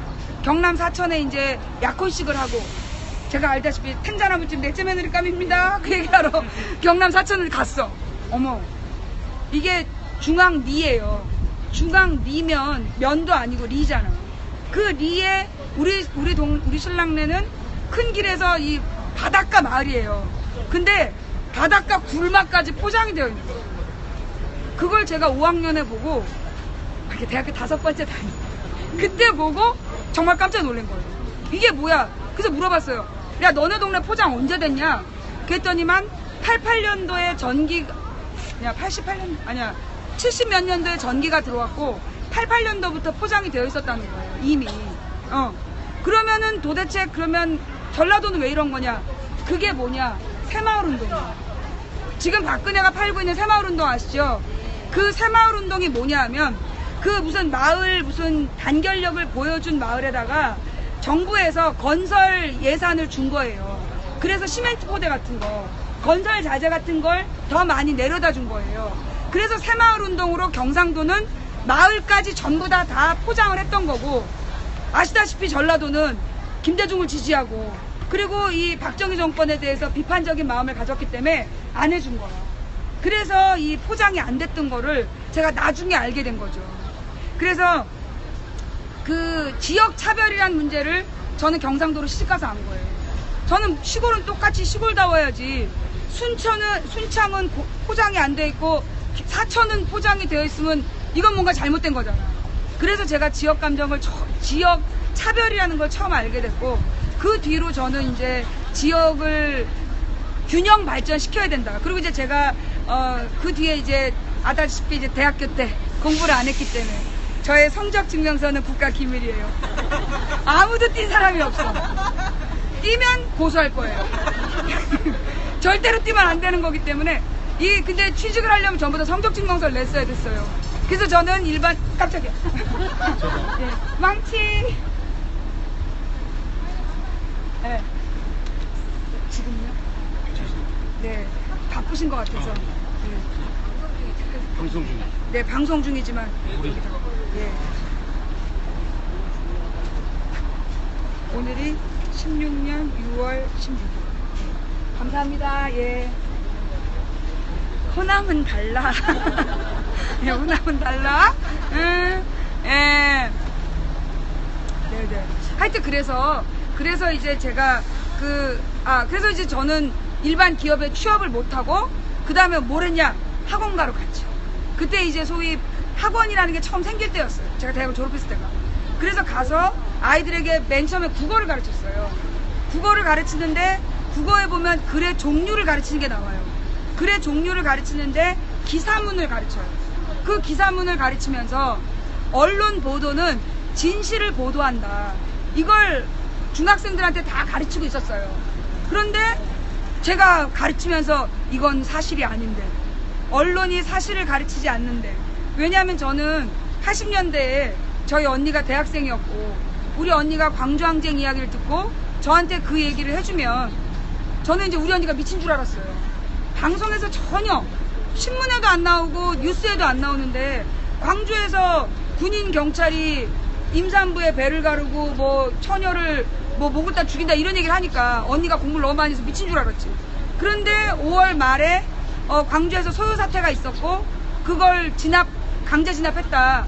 근데 유언비어가 떠돌고 있으니까 믿지 마라라는 보도를 듣는 순간, 그때 제가 언론 보도가 진실을 보도하지 않는구나. 그래서 저는 그때부터 12살 때부터 대한민국의 뉴스를 의심해 왔어요. 근데 그러니까 제가 기억에 남는 거야. 왜 문제가 생기는지. 예. 안녕하세요. 지나가는 분이 막 관광객이 중요한 사람인 줄 알고 찍어가고 있어요. 자, 그래서 제가 그때부터 언론 보도를 이렇게 아이들에게 가르치고 있구나. 그럼 우리 아이들은 뉴스 보도가 다 사실인 걸로 알고 자랄 거 아니에요. 근데 저는 이제 그때가 94년이었어요. 그래서 참 걱정이 됐죠. 94년, 5년에. 그러다 이제 96년부터는 이제 사회탐구를 가르치게 되고, 그러면서 이제 이 사회탐구에서는 뭐가 나오냐면 지역의 개발이라는 게 나와요. 지역을 어떻게 국토를 개발할 거냐. 그래서 여러분도 다 아시겠지만 그 이제 1960년에 4.19 혁명이 일어나잖아요. 4.19 혁명이 일어난 다음에 그 장면 내각이 소위 IBRD라는 세계 후진국을, 그러니까 개발도상국에게 개발 계획을 만들어주는 연구단체에다가 그 연구조사를 용역을 맡겨요.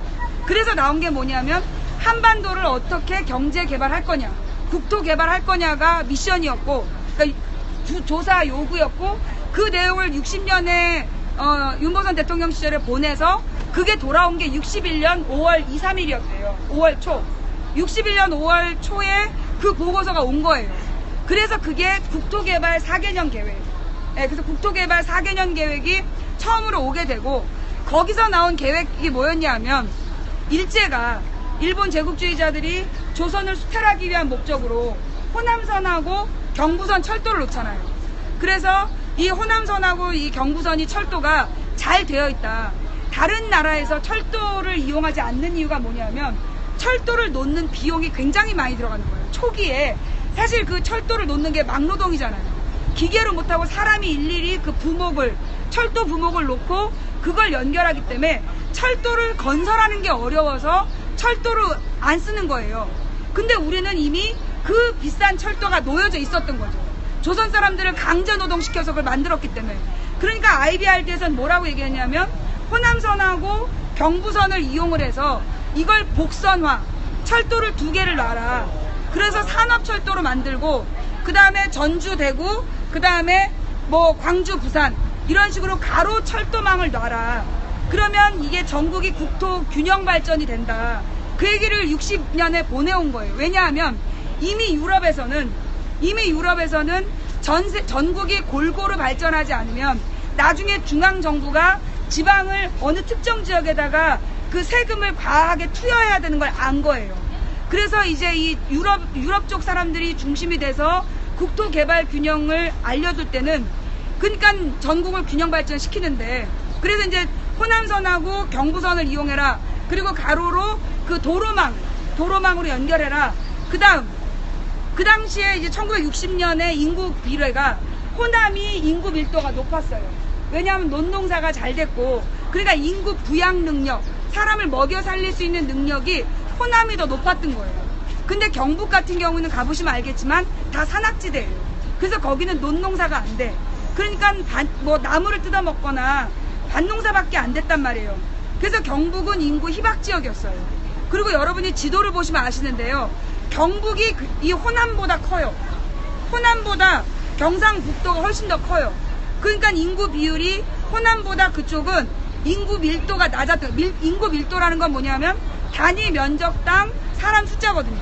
그러면 경북이 인구는 많았을지 몰라도 흩어져서 살았다. 넓은 지역에. 근데 호남은 가까이 사람이 몰려 살았던 거예요. 그래서 이 IBRD 보고서에서 뭐라 그랬냐면, 여기는 일단 식량을 따로 구할 필요가 없잖아. 부모님이 농사지은 쌀로 밥을 먹고, 그리고 공장으로 출근하면 되니까. 그래서 이 광주 전남에다가 그 노동 집약적인 사람들의 노동력을 중심으로 쓸 수 있는 공장을 지어라. 그래서 나왔던 게 전자산업, 그 다음에 섬유공업, 이런 것들을 여기 호남에다가 지으라고 그런 거예요. 공장 산업단지를 개발하고, 그 다음에 경상남도는 여기가 이제 우리 지형상 이렇게 경동지형이라 해서 동쪽 지형이 높으면서 그 높은 산맥이 태백산맥부터 쭉 내려와갖고 태백산맥 끝이 부산이에요. 그래서 부산에 가보시면 알겠지만 거기는 평지가 아니에요. 평지가 아니라서 길을 새로 뚫을 수도 없고 산동네도 많아요. 근데 거기는 이제 부산은 산동네를 이제 관광지로 개발하고 있지만, 그렇게 부산이 그렇게 산동네가 많다는 얘기는 그 산동네 밑으로 바다가 쭉 떨어지는 거야. 그러니까 여기 호남에다가는 큰 배를 못 대요. 왜냐하면 뻘 때문에. 여기는 이제 많이 넓잖아요. 근데 거기는 바로 바다로 떨어지니까 그쪽에 대양 그 배를 대서 수출항을 만들고, 남동임의 공업지대는 수출 중심의 항구를 만들고, 호남 지역에다가는 노동 집약적인 사람의 노동력을 구했을 수 있는 공장을 만들으라고 이미 1960년에 선진국에 알려준 거예요. 그런데 그 계획서가 61년 5월 달에 도착한 거죠. 근데 그로부터 열흘 뒤에 박정희가 쿠데타를 일으켜요. 그리고 그 보고서를 미안, 왜 그랬어? 누가 그랬어? 예. 이렇게 누가 그랬어? 그러면 쟤네들은 이제 가라앉지. 예, 육아티? 예. 왜 그러는데? 누가 그랬어? 그러면 이제 일단 이르기 위해서 진정합니다. 예. 그래서 이 박정희가 그 보고서를 훔칩니다. 그래서 박정희가 1961년 5.16 쿠데타를 일으키고 그 보고서를 입수한 뒤에 보고서의 내용을 왜곡하는 거예요. 어떻게 하느냐? 바로 노동 집약적인 섬유 전자산업을 자기 고향 구미로 가져가요. 근데 거기는 인구 희박 지역이야. 그러니까 값싼 노동력을 구할 수 없고, 그러면 그 인구 희박 지역 거기를 그냥 산골에다가 그 공장을 지어놓으니까 사람들이 이주를 해야 돼요. 그러면 근데 거기는 쌀을 구할 데가 없어. 그러면 어떻게 해? 쌀을 사서 먹어야 돼. 그러면 경북 지역에 갑자기 산업단지가 생겼고 거기에 노동자들이 쌀을 사 먹어야 되니까 쌀값이 어떻게 되겠어요? 올라갔겠죠.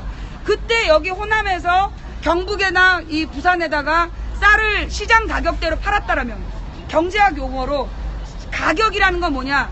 사려는 사람의 숫자와 그 팔려는 양이 결정하는 거거든요. 그러면 사려는 사람이 많기 때문에 쌀값이 올라갈 수밖에 없는 상황이었고, 만약 그때 박정희가 쌀값을 통제하지 않았다면 지금 호남이 경상 대구보다 훨씬 잘 살았을 거라는 거예요. 쌀만 팔아도 호남이 대구보다 잘 살 수 있는 상황이었는데, 박정희가 선택한 게 뭐였냐? 정부민. 그래갖고 쌀을 전량 수매하는 거예요. 전량 수매해서 쌀값을 통제한 거예요. 그래서 한 가마니에 3만 원짜리 쌀을 만들어서 노동자들에게 공급을 하니까 사실 일반 밀을 농사를 지어도 그 쌀은 사가는 사람이 없었던 거죠. 그러니까 호남은 그때 기회를 놓친 거예요. 지금 이제 많이 그 소위 호남의 새누리당 지지자들이 주장하는 게 지금이라도 새누리당을 지지하면 부자가 될 수 있다. 거짓말이에요. 왜냐하면 가령 여러분들 지금 이제 50대 60대가 줄넘기 하면 키 클까요? 그거예요. 애들이 키 클 때 20대 때까지는 줄넘기를 하면 키가 크지만 50대 60대는 줄넘기 하면 큰일 납니다. 예, 이 척추표 나가요. 그러니까 이미 우리 사회는 한번 개발할 수 있는 그 성장기를 놓친 거예요. 그 성장기에 박정희가 이 그 성장 가능성을 경북 지역을 개발하는데 몰빵을 해버린 거예요. 그러다 보니까 이 호남은 그 당시에 소외됐고, 그러다 보니까 그럼 지금 그때 김대중을 지지한 게 철천지 한이면 안 되는 거예요.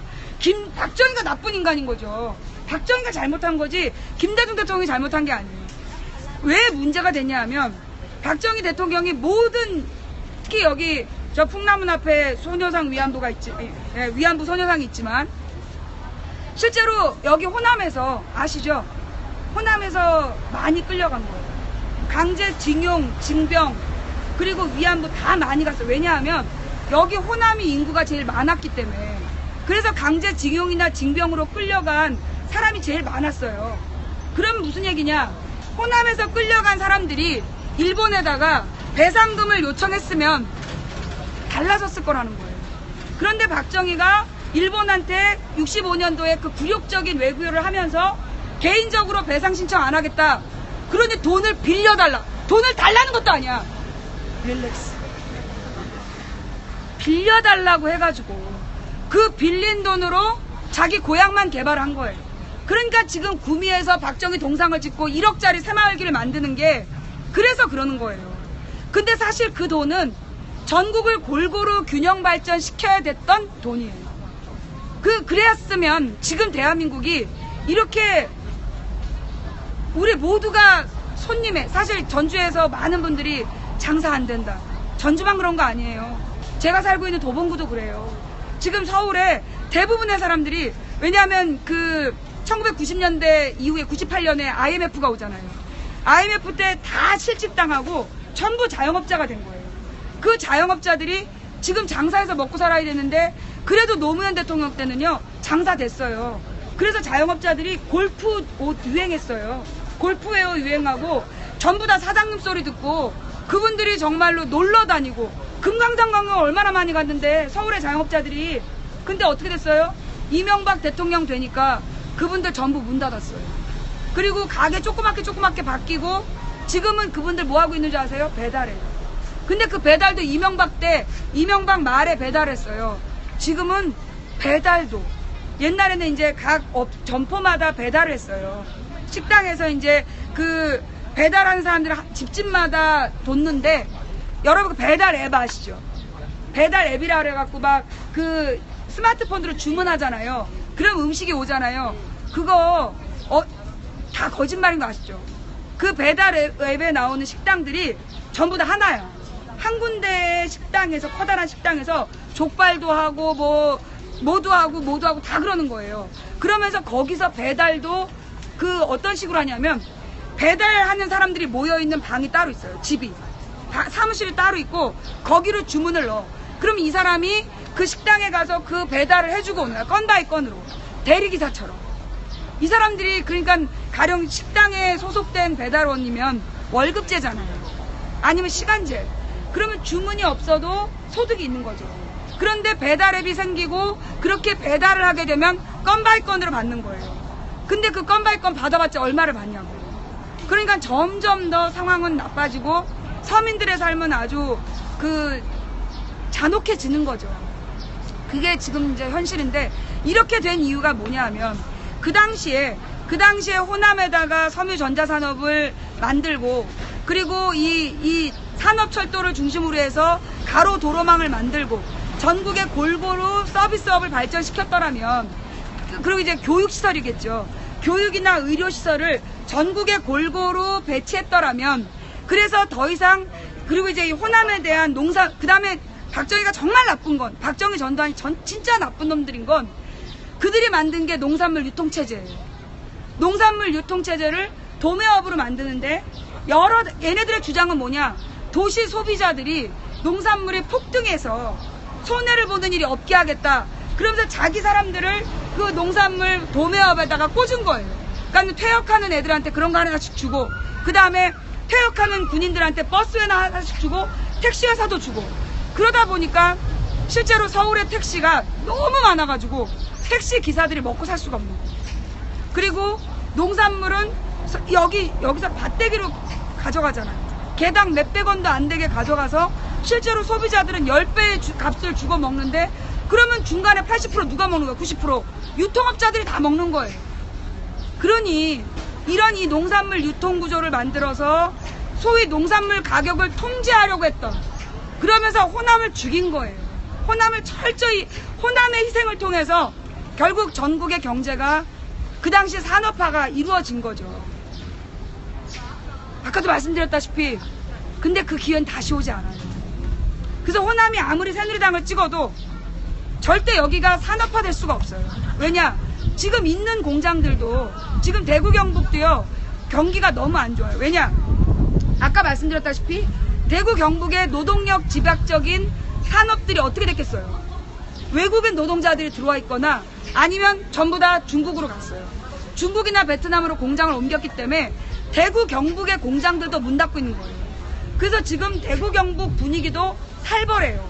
그런데 호남에 공장 생기겠어요? 새로운 산업이 생기겠어요? 안 돼요. 그러니까 새누리가 집권하면 호남을 발전시킬 거다. 거짓말이에요. 근데 그걸 믿는 분들은 뭐냐? 그런 거죠. 그게 거짓말일지라도 우리가 얼마나 굶어 죽고 있는지, 우리가 얼마나 힘든지 너희들 귀 기울여라. 저는 그런 뜻이라고 생각해요. 자, 그렇다면 우리는 살 방법이 없느냐? 전 아니라고 생각해요. 지금 이제 결국은 이게 역사적으로 90년대부터 세계가 신자유주의라는 걸로 지배가 되면서 대자본이, 대기업이 전 세계를 지배했단 말이에요. 그러면서 어떻게 했냐? 가난한 농업국가에서 물건을 싸게 떼다가 이 부자 나라에게 비싸게 팔아먹는, 그게 FTA예요. 그걸 다 하고 있다는 거죠. 그래서 문제는 뭐냐면 전 세계의 농민들이 전부 가난해진 거예요. 전부 가난해지고 세계적인 농산물 유통업자들만 부자가 되고 있어요. 우리나라도 마찬가지죠. 자, 그렇다면 그로 인해서 우리는 외국산 농산물을 지금 한국산 농산물과 같은 가격으로 먹고 있어요. 원래 FTA 할 때 뭐라 그랬냐면 뭐 농산물 가격이 내려간다. 그랬잖아요. 거짓말이죠. 자, 그런데 외국산 농산물의 문제점은 뭐냐? 다 아시겠지만 제가 오늘 아침에 바나나를 먹으면서 마음이 아팠어요. 왜? 그 바나나가 배에 실릴 때는 그 색깔이 아니었다.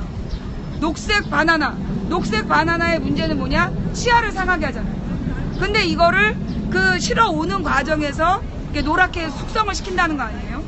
그 다음에 많은 농산물들을 이게 뭐 남미에서 여기까지 온다. 남미에서 여기까지 오면 어디를 통과해요? 적도를 통과해요. 그 뜨거운 열지대를 통과하는 그 농산물이 온전히 유지가 되겠어요? 그러니 거기다 얼마나 많은 방부제를 넣겠냐고. 그러니까 FTA로 인해서 우리가 먹는 농산물들은 사실은 우리의 건강을 너무나 해치는 위험한 농산물들을 우리는 비싼 값에 먹고 있고, 실제로 우리 농민들은 그것보다 훨씬 귀한 농산물을 싼 값에 유통업자들에게 넘기고 있다는 거죠. 자, 어떻게 하면 됩니까? 우리가 여기서 막 그 공장 지어달라. 여러분, 공장 지은 거 좋은 거 아니에요. 공장 주변에 얼마나 매연이 많은지 아시죠? 그 다음에 그 유기화학물이 정말 심각해요. 차라리 어떻게 보면 박정희한테 고마워해야 돼. 여기 공장 안 지은 거. 그러면 차라리 여기, 그래서 옛날에 김대중 노무현 정부 때는요, 여기 호남을, 예, 안녕하세요. 네, 망치부인. 저기 혹시 뭐 연예인은 아니시고? 연예인이세요? 아니요. 예, 네. 잠깐만 이쪽으로 오실래요? 수업하다가 도중에 나왔어요. 무슨 수업이에요? 아, 제가 학원 하거든요, 짝게. 아, 그리고 여기 따님분 계셔가지고 그 초코파이 그거랑 망고님은 화장 안 좋아하셔서 스킨하고 이게 씻는 건데 제가 진짜 좋거든요, 이게. 그래서 그거랑 저기 선크림은 꼭 쓰실 것 같아가지고 수분크림하고 딴 화장은 안 하시는데 선크림하고 수분크림은 쓰실 것 정확히 같아요. 하셨어요. 그래서 딴 건 안 했어요. 스킨, 수분크림, 선크림. 네. 혹시 국정원? 맞아요. 저 개정원. 네, 감사합니다. 네. 잠깐만, 이거 얼굴 저 얼굴 구경 보여주시면 갈게요. 안 돼요? 저 구경 갈게요. 아닌데 저. 우리 시청자가 지금 너무나 아니에요. 격한 얘기를 들었기 때문에 네, 잠깐 아니에요. 안고 너무, 정화하고. 근데 너무 예쁘시다. 안녕하세요. 뭐 이런 사람들이 나한테 와서 이쁘다고. 아니에요. 정말 예쁘세요. 너무 예쁘세요, 정말. 예. 저쪽 가서 앉아 계세요. 예, 알겠습니다. 아까부터 막 이쁜 여자들이 나타나갖고 뭐 얼굴 막 이쁜 여자들이 나한테 이쁘다 그러면 나 막 기분 나빠. 왜 그런 거 있잖아. 어? 그 어르신한테 건강하시네요. 알았어요. 내가 이해할게. 내가 오래 할게요. 내가 여기서. 내가 진짜 지금 잠깐 쉬어줬어야 됐어. 막 격앙돼서 하마터면 여기 지역 분들에게 안 좋은 영향을 미칠 뻔했어. 예, 미녀님 감사합니다. 예, 미녀 시청자의 등장으로 잠깐 릴렉스. 그래서 결국은 이제 우리가 이 호남 분들이 가져야 될 생각이, 우리가 막 여기다 공장 지어달라 이래선 전 안 된다고. 다만 한 가지 가능성이 있냐면 뭐냐면 오바마가 한 거예요. 오바마가 미국에서 한 게 뭐냐면 전기 자동차를 공급하겠다. 그래서 전기 자동차 공장을 만든 거예요. 아시다시피 자동차는 모든 한 모델당 라인이 하나씩 있잖아요. 그러니까 공장을 새로 지어야 된단 말이죠. 근데 우리나라가 지금 전기 자동차가 공급이 안 돼 있어요. 왜냐하면 이게 이 우리나라 아시다시피 전체 전기 생산량의 52%를 이 철강하고 정유업계에서 다 쓰잖아요. 그러니까 정유업계의 입김이 너무 세가지고 전기 자동차 공급을 못하게 하고 있거든요. 근데 제가 볼 때는 전기 자동차를 호남에다가 만들면 그거는 일자리를 만들 수 있다라는 거. 근데 사실은요, 이 전기 자동차에 배터리가 들어가잖아요. 근데 그 배터리가 그 위험한 그 물질이 많아요. 발암 물질들이.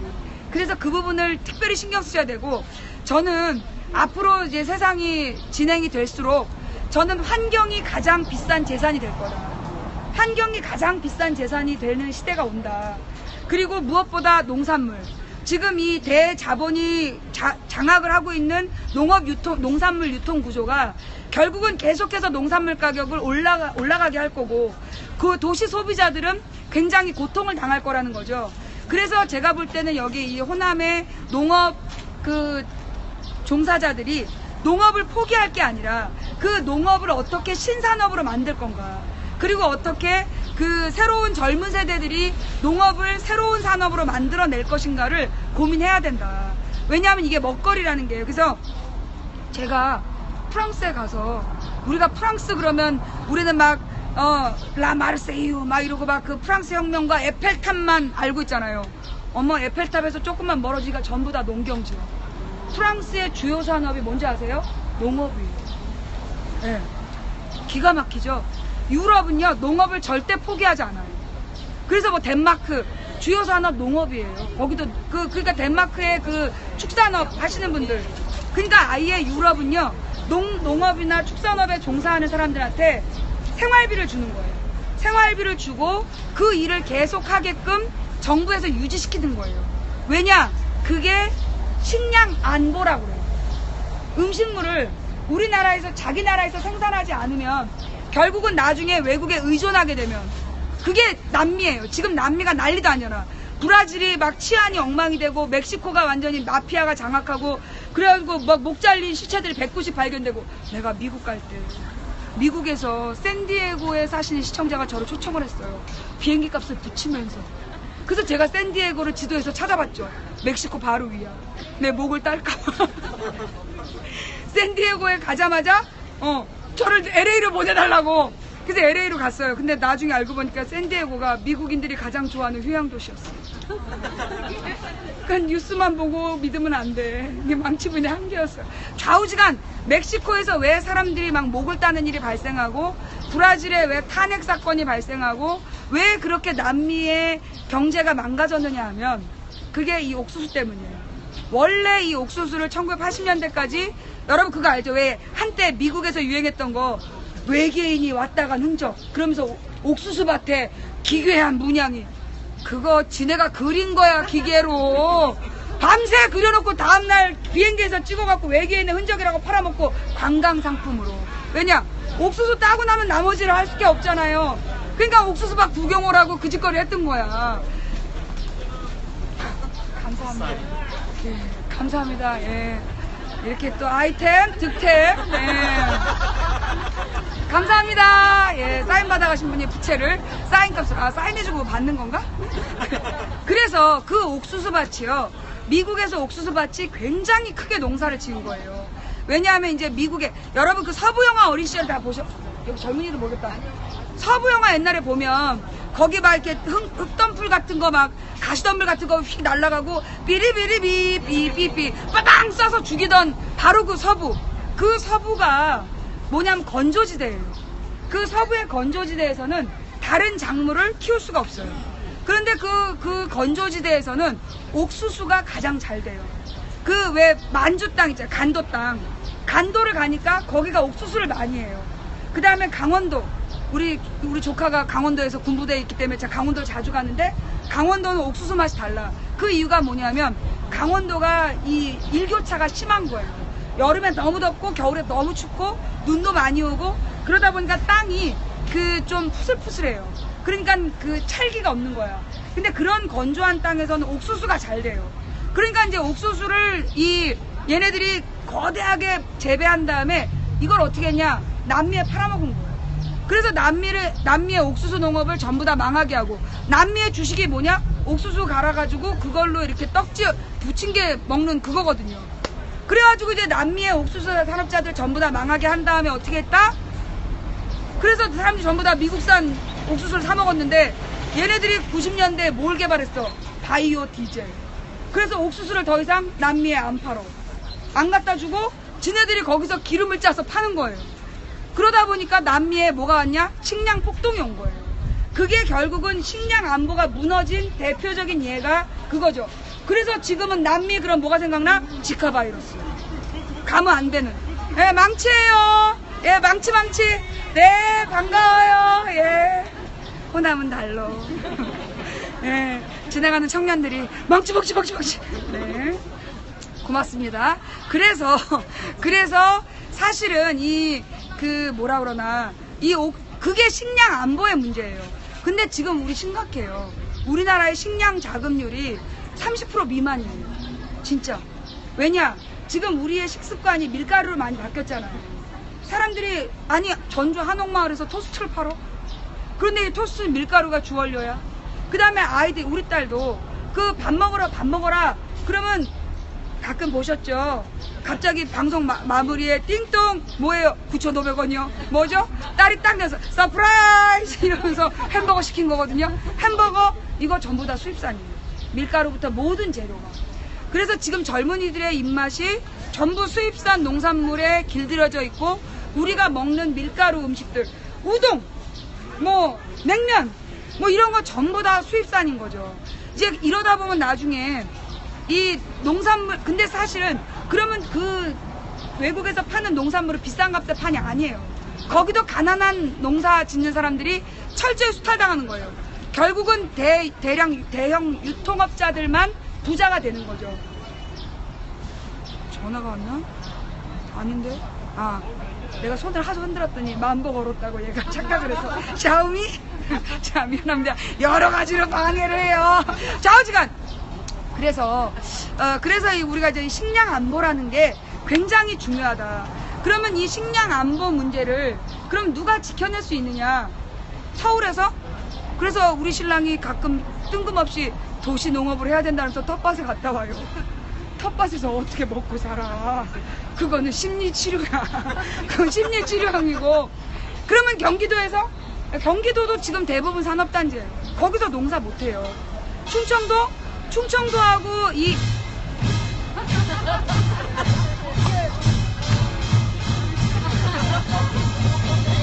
잠깐 쉬라는 얘기죠. 예.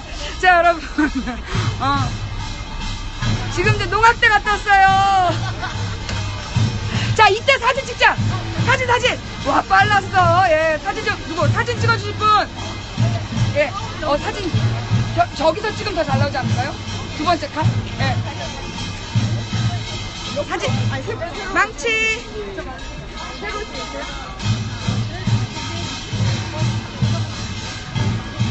네, 감사합니다. 진짜로 된것 같은데. 아, 3년 맞지? 아버님이 아프셔가지고 진짜 아니에요. 감사합니다. 예. 다음 분! 아, 예. 빨랐어. 야. 자, 어디, 이거. 망치. 하나, 둘, 셋. 예, 감사합니다. 한 번만 더. 예. 카메라 어디? 이쪽 카메라. 괜찮아요. 천천히. 저 오래 할 거니까. 망치. 잘 나왔어. 네, 감사합니다. 네. 자, 다음 분. 네. 안녕하세요. 일도 못 가고 왔습니다. 망치. 하나 더 같이 저도 하지. 같이, 예. 감사합니다. 네네. 너무너무 예뻐요. 네네. 망치. 감사합니다. 감사합니다. 네. 자, 미녀. 예, 자. 망치. 예. 감사합니다. 고마워요. 예. 자, 우리 추리닝. 잠깐만, 이거 얼굴 나와야 되지. 자, 여러분, 이 사람이 추리닝 통역사.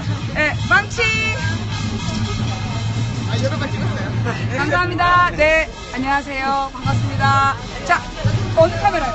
여기. 자, 망치.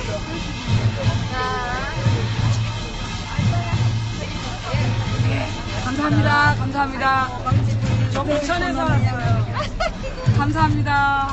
딸이랑 한 10년 딱 20장이 있었어요. 아, 그러셨구나. 감사합니다. 저기 카메라 이거예요? 네. 망치.